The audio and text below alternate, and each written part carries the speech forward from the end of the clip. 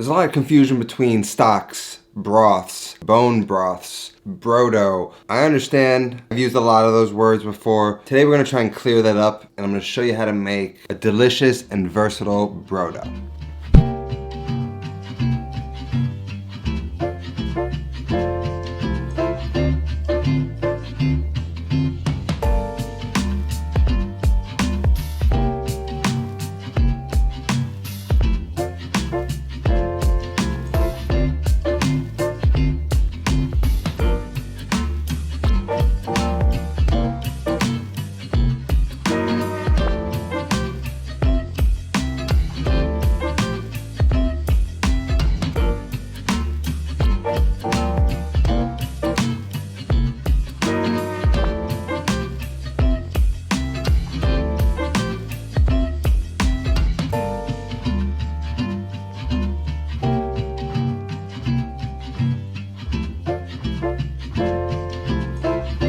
Let me just explain something really quick. A stock is made with bones. It could be a light stock or a dark stock, whether you roast it or you're not, but a stock is made with using bones. A broth is essentially a byproduct of cooking a meat, which might have bones in it too, but like a chicken or something like that. But you're not always using a broth as an ingredient. Stock is an essential cooking ingredient, sort of like salt is, and it's the backbone of a lot of kitchens. Bone broth is a popular culinary term in the world today, made famous by a place in the city called Brodo. Shout out to Marco Canara, great Italian chef.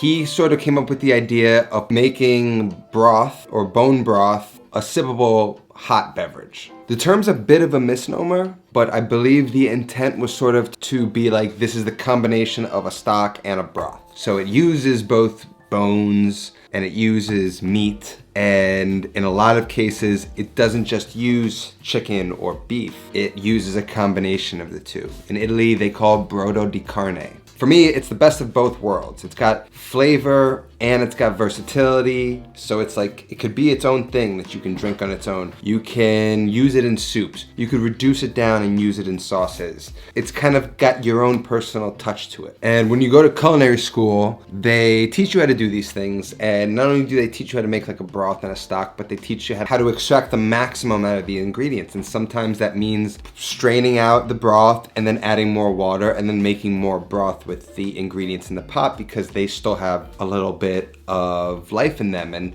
the idea of these stocks is to drain all of the flavor from the bones and the meat and the vegetables and all of that stuff and get it into a liquid form that then can be utilized in cooking. Today we're gonna kind of get into the process of sort of creating that really clear broth, so that when we do use it for things like tortellini and brodo down the road, we have the right ingredients, we know how to make it ourselves, and we're gonna make this really neutral broth, stock, whatever. We're gonna use the term interchangeable, bone broth. We're gonna create a really clear initial stock that we can use in regular cooking, and then we can create different reductions of that for different purposes, and then we can keep it all in our freezer and use it whenever we want. If you do this once a month, it can kind of give you enough stock to use for the next month. I believe it's the start of switching from relying on the box stock at the store and maybe making homemade stock or broth once or twice a year, maybe for holidays, to relying on homemade stock or broth and then maybe only using boxed in emergency. That's what I want to sort of build to.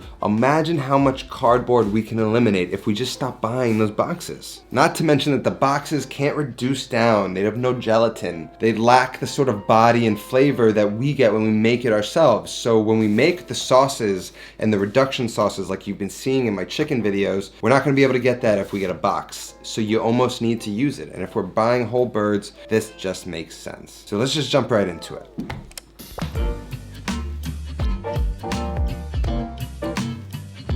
So as you can see, I've got some chicken feet and some beef knuckle. On all the joints is where you're gonna find all that gelatin, and in the feet.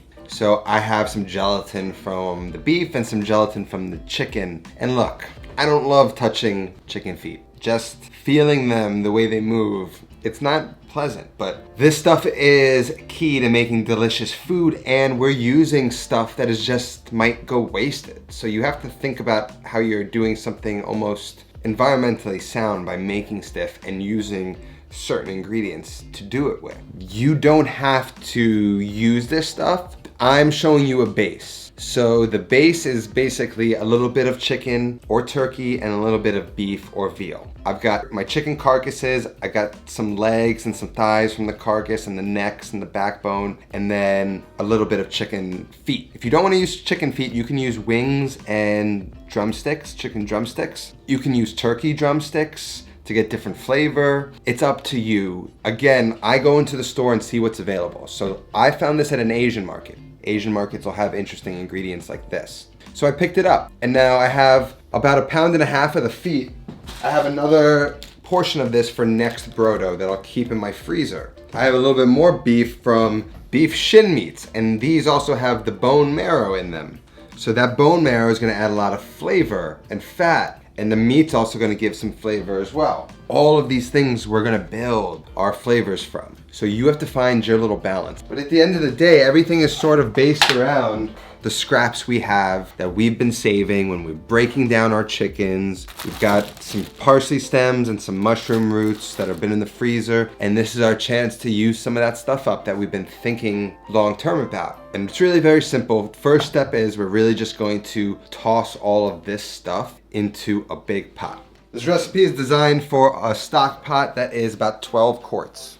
So this is a little bit bigger than a normal like pasta pot. So the amount of stock you end up with is certainly going to depend on the size pot that you have. So I like to get the biggest one I can possibly find. Okay, new angle here. If you didn't have the chicken scraps, the chicken carcasses here that we've saved, you go to the store, get like a 3 to 4 pound organic chicken. The quality of ingredients matter here, so get the best quality ingredients possible. Especially if they're just bones, get organic bones, grass-fed beef, whatever you can. And just put the whole chicken in here first. That's gonna kind of be the same as 2 of these chicken carcasses. So these are gonna just go straight into the pot.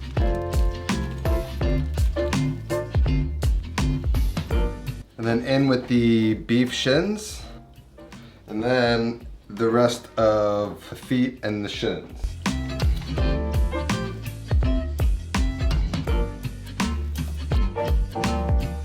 Our job here to create a really clear stock is to make sure we do a good job skimming all of that stuff that rises up to the top. That's all the impurities and the blood and all of the things from the bones and the feet coming out. And if we don't get that out of the stock in the beginning, it's gonna start to cloud the thing up later. And this is sort of the fun aspect that I love. Once we get this going on the stove, we're going to really show it attention and love and make sure we're diligently taking care of this thing. And we're gonna let it go, and then once we sort of get some scum off, then we're gonna add the vegetables. You can add them now, but I just think it's easier to skim when less stuff is in there. And most of that scum is from what's in there right now. So I kind of want to let it clean itself, and then we can add everything else and just let this kind of sit, and it's gonna go. So let's get some water in it. We're going to add cold water. That's important. And I'm just gonna fill this up with water. The amount is going to depend on how big your pot is. Before I add that last bit of water, I have to carry this, so I don't want to make it heavier than I need to. So I'm going to get this over the stove, and the key is we don't want to disturb this whatsoever. So the fact that I'm going to carry this is even sketchy a little bit. Do this on the stove, and then put it on a burner that you're not going to move it from, and then let it go. So let's go over to the stove.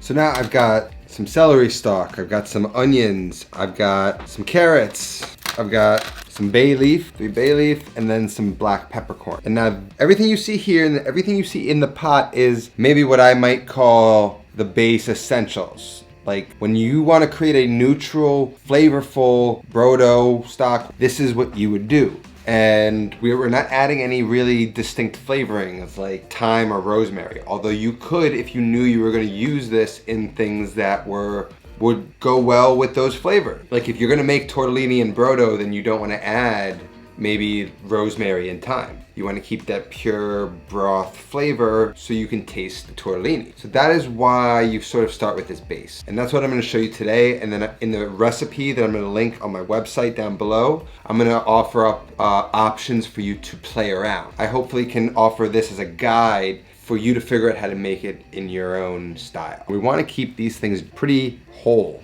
Like I may just snap the carrot in half. And then the celery, like that. I have to wash this actually. And I got my bay leaves. The onions I might just cut into halves or quarters. And I'm gonna keep those skins on because those skins are gonna give it a nice golden color, which I really like in my broths. To me, something light is gonna tell my brain it's not a lot of flavor. And then we have these black peppercorns. Like I just kinda wanna release some of these flavors. One of these pans. Just a little bit, not all of them. Now we also have the parsley stems and the mushrooms from our freezer, and we want to throw those in too. And now I have my skimming tools. You could use spoons like this. I have this little ladle that I like to do. These two are good for defatting. This is good for getting the scum and the foam off. So I like to have like different tools, and then I'll throw all that scum into this and then just discard it later. So let's move it over to the stove and spend the time showing love and attention to this broth.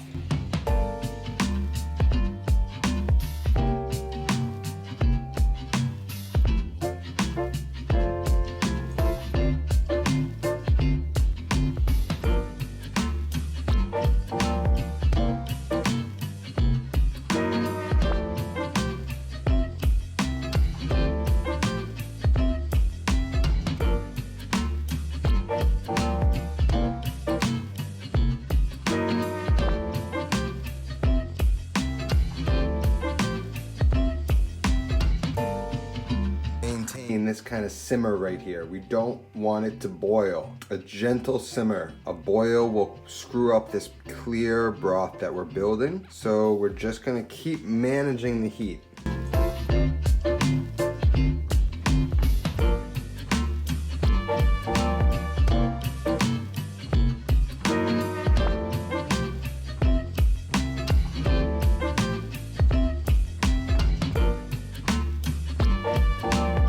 So now our broth, like I said, I'm dyslexic, so I'll say the opposite of what I want to say. We brought it up to a simmer, a gentle simmer. You saw it transition from like pinkish to starting to become a little more brownish and clear. Cleaned off that scum, and once we sort of got a good amount of that scum out, then we added our vegetables. And you want to add vegetables in balance. Like you don't want to add like a package of carrots to this. Otherwise, if you ever reduce it down, it's going to taste too sweet and only like carrots. That's why we like it neutral, because my mind is like, I kind of assume I'm going to eventually reduce a lot of this down. So I want it to be nice and balanced. We just want to get that back up to a gentle simmer and then keep it there for all day. Or if it's right before bedtime, you want to keep it there all night. So just make sure you're on whatever burner has the lowest simmer setting. And I will go in now every half hour, every hour or so while I'm doing my own thing, working, continue to clean off the top. I'm skimming for the white foam, any gunk, and fat, excess fat that is accumulating at the top. It's about 2:45. We're probably gonna strain this at around 10.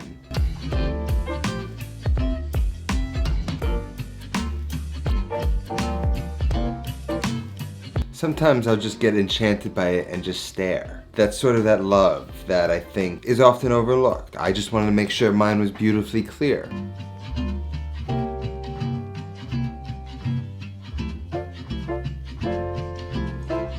So now it is 10 o'clock. It's been cooking for about 11-ish hours, and I think it's good. Right now you could do one of two things. You could continue to cook it overnight and cook it for a full 24 hours, and that should really pull out the full flavor of all of the bones and all the meat and everything. And at that point, everything that's inside is just no good. All of the goodness has been extracted from it. But as I said earlier, you could get more stock out of it. So what we want to do is strain this guy out. I've got another pot. I've got my chinois, which you kind of need. It's gonna be hard to do this with a regular strainer. You need the fine mesh strainer, the finest one you can get, and then a nice ladle. Now if you want a clear broth, what you're gonna wanna do is ladle the broth from the stock pot into the mesh strainer. You don't wanna take the stock pot and pour everything out. You just want to strain it very gently, making sure not to disturb it. We're gonna get as much of that stock out of there as possible and then fill it back up with cold water. Bring it back up to a boil, repeat that same process, and then let it go overnight.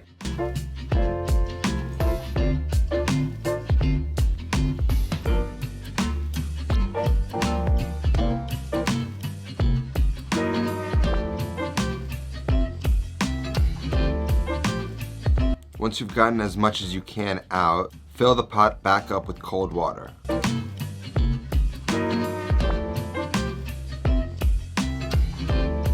Portion out 2 or 3 quart containers full of the single strength stock. Now get the rest back on high heat and reduce it by half to double its strength. Treat that second stock the same way. Skim off all the scum and keep it clean.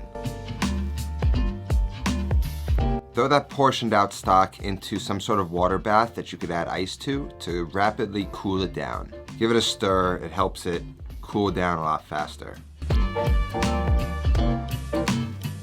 So we got our single strength stock. You know, this is great for like risottos, for soups. They cool down to the touch, so I took them out of that little water bath that I just had with some ice. My half reduced stock is just about reduced, so I'm gonna get that into some quart containers, see how much I get. Hopefully I can get 2 more and then I have 5. And then I have a whole nother batch ready to be kind of reduced all the way down tomorrow. Trying to maximize versatility, maximize yield, and minimize waste. So I'm excited. I don't know about you. You can already tell by the aroma, this one's more intense, it's stronger, it's a little darker, probably not as clear as the regular Brodo. So let's just get that into some containers.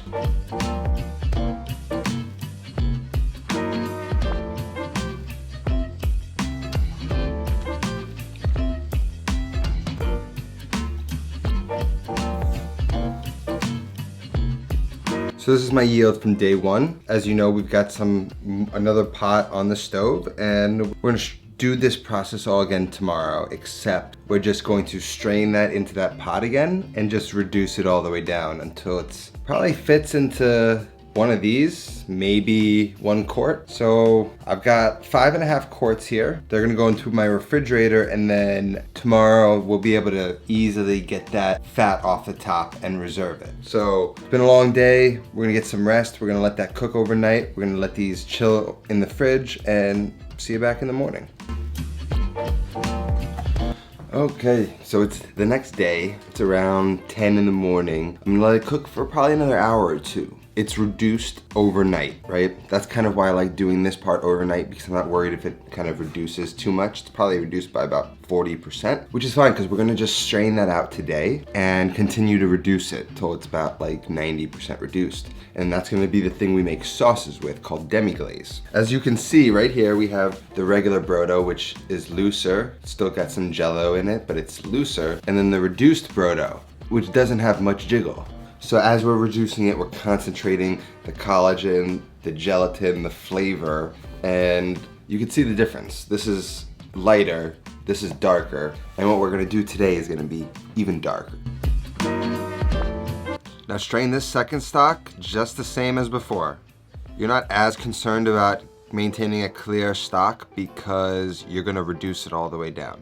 Get it back on the heat.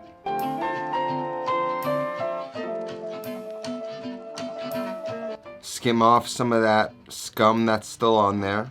And now just reduce that all the way down by about 80 to 90%.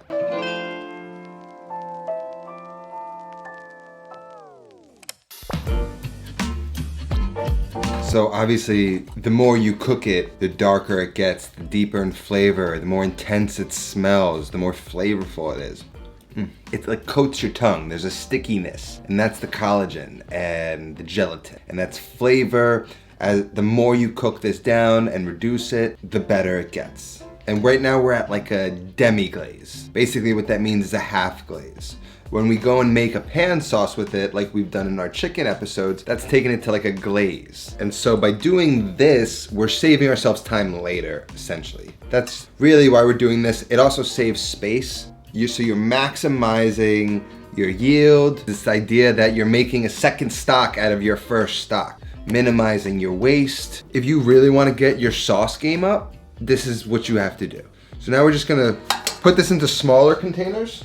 Using smaller containers is just easier. You could use ice cube trays. I just don't have any ice cube trays because I got one of those fridges that make it. Pour it in ice cube trays and then portion it in Ziplocs, and you could just toss it and fortify sauces, make sauces. It is so clutch, and it's gonna be key for making quick dinners, especially on this show.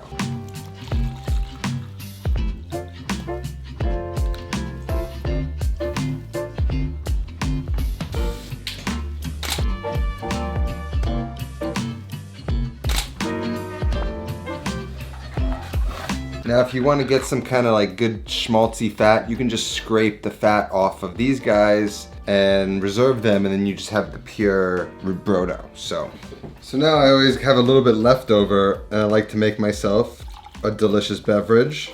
A little bit of sea salt, take a little lemon zest, a squeeze of lemon, and then a little bit of thyme. See how now you can flavor things the way you want?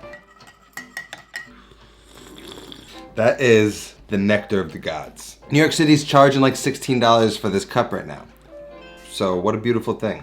If you're on diets like keto and stuff like that, and you just reduce this down and you add a little bit of butter, you have a sauce that just is unmatched. There's nothing wrong with this. And if you're thinking like, I don't want to put my stove on all night, you can use an induction burner. So it's like a flameless thing and just keep it on low. That's really safe. Nothing's gonna really happen if you do that. You could also use a pressure cooker. Pressure cookers are better to do this. You'll get a clearer broth. In a pressure cooker, nothing boils actually. It's just pressure and it just kind of expands. But like there isn't boil going on, so you get the clearest broth. I'm sure you could do it with one of those one pot things or whatever. The only problem with that is just like the amount, this size is restricting. You can't make a ton. With this we can make a lot, and we've given ourselves versatility. We've got more neutral stocks. We've got stronger, more powerful variations of that broth. So it gives you the best of all worlds.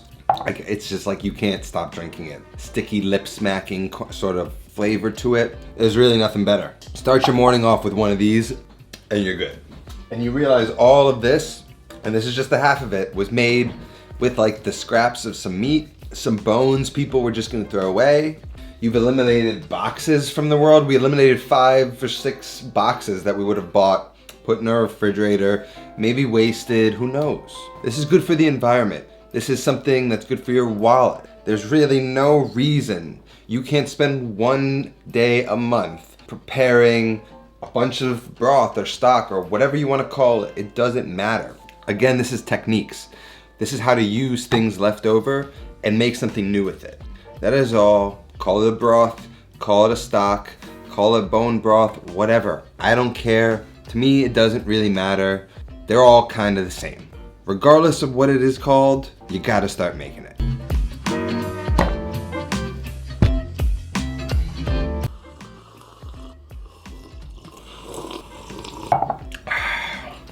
Guys, that's gonna be the workhorse of your kitchen, trust me. Wait till you start making it and you get into it and you get over the fact that it's like a day of work.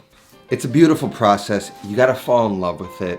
You gotta know that by doing it, you're feeding yourself and the people around you something better. And that should make you feel good. It's worth it. There's some recipes down below in the description so you can utilize this broth, this stock, Brodo, whatever you wanna call it. Otherwise, thanks so much for watching. Thanks for all my patrons scrolling up on the screen right now. That's all that I have today. I'll see you next time. Until then, take care of yourself and go feed yourself.